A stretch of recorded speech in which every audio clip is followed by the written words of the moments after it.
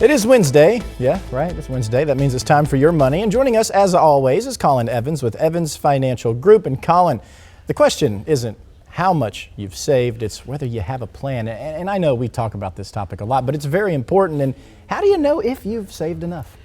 Well, you know, it's when this came out, it seems every year we get a financial study. Allianz did one back in April, and Allianz is a gigantic financial institution that's out there, and the numbers are still about the same. It's about 65, 70%, and their number came in at 64% of retirees. That's the number one fear still, is running out of money into that retirement time. So, you know, we kind of want to throw some different twist on this. It's like, okay, well, what does that look like? And it's like, you know, we've seen over the years that the media a little bit has touted like $1 million kind of being the perfect number, or that might be, you know, all bets are Sounds nice. Okay, this is a great time.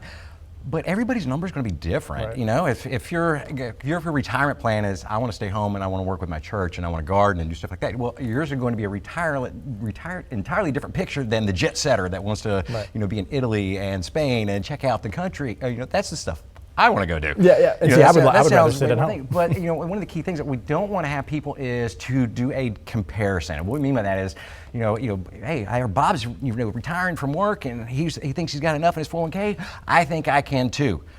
Pump the brakes just a little bit, and maybe let's go have a conversation and go visit with an advisor and do the math, please, just to make sure.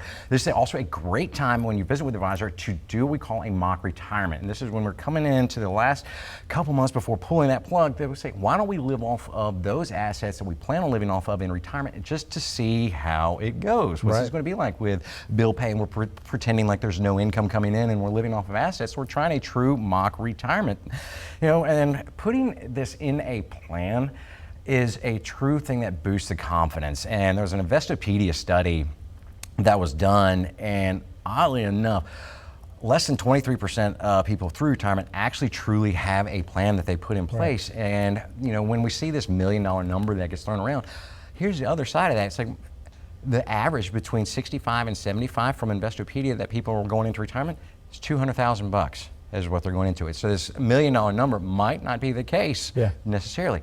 Visit with the advisor, go do the math, work on a mock retirement, and then you can put that plan in place and you'll know whether or not, hey, we can go do this now, or we need to push this retirement a little bit further on down the road.